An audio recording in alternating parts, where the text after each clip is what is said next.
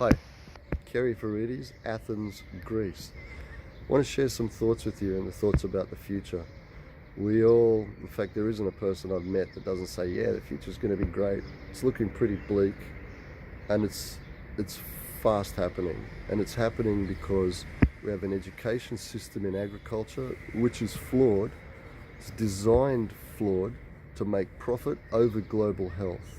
And we need to do something about this. It is a major contributor to desertification and global warming. This has to be stopped. So I've come up with a thought that we can all do, because without having a huge social norm, without having a huge gathering of people with the same mindset, which involves a lot of organisation and money, we can do something at home. My suggestion, I have two. One of my suggestions is we get heritage seed.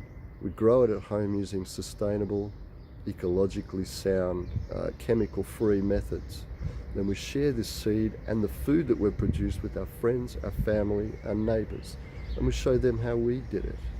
Now this way we're spreading traditional seed and growing methods where we get the water from the sky and we use water because it's natural fertiliser.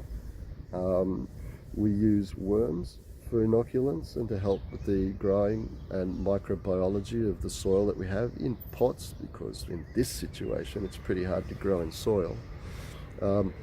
We also compost our own food, so we're recycling, and we are pretty much putting a halt to the chemical, artificial fertilizer, poison, eventual desertification and global warming chain.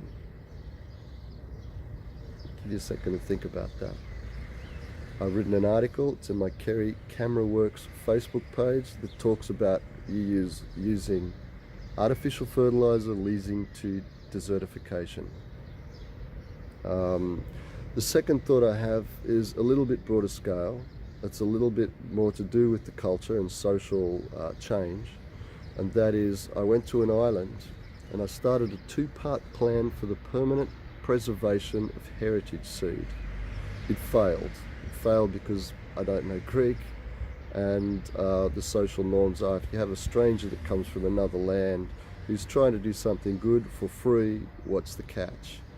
And so it failed for me, but it won't necessarily fail for other people. The two-part plan works this way. In one weekend, with massive public awareness, which is easily achieved, I got a 7-week TV program for free. I got free magazine, newspaper, Facebook, YouTube, radio time.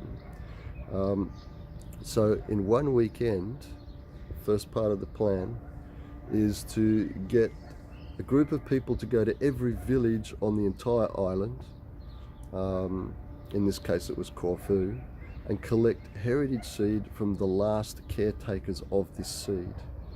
Then you give that to the ecological growers, and on this island there was 100. They grow it out without cross-contamination, and so then you have multiplied this seed. Then you give the seed for free, which is already being done on the island, to everybody. And then now you've got traditional heritage seed of any type that you want, and all that is currently and the last of what's available. You need to know how to grow the stuff you don't necessarily know. So I started a 1,500 square meter garden at the music school, and the purpose of that was the second part of the plan, which is an education site. If you can show people weekly on videos, on Facebook, wherever, and show them what to grow, when to grow, how to grow it, then they have seed, they know how to grow. Then that, in those two things, creates a scenario where the real seed that we evolved with, the stuff that tastes good and the stuff that is actually good for us, then continues. The rubbish that's put out there for profit over global health, and the system of growing that is educated to our people, which is also for profit over global health, will change. So the knock-on effects are no more pollution, or a lot less, because people are changing. It'll be global supply lines and the costs involved with this, and the fuel and the degradation of the planet, that will change. And global warming can also change. It could become a little bit better scenario, because now most people are growing at home using traditional food without chemicals. So the thing that stitches this together, because the missing link is, how do you connect people in business, and how do you connect people that are just private people? So we start an umbrella web page, and this is the place where people can go to, contribute to, and learn from. Anyway, these are my two ideas. The first one is grow at home. The second one is heritage seed support in the two-part plan. You can see these on my Kerry Camera Works Facebook page, and want you to, and please check it out. I've also started a new group called Creating Sustainability. We're a private group, very diverse of thinkers. We're not necessarily politically correct, and we swear occasionally, but the whole point of it is to be able to come up with solutions. When you take a look around here, all I see is potential. These rooftops, if you'll notice, and for example, this little place here, and along the balconies around here, people are growing on their balconies. They're not necessarily growing food, although I've just been to a beautiful place that is growing food. And we have a little one here who is also growing food. But out of the collective, it's not a lot. So if we can change the social norm into saying, hang on, we've got rooftops, and we can grow here, and we can grow for the community that is within each building. 1, 2, 3, 4 different families get together, show them how, maybe even bring in some aquaponic systems.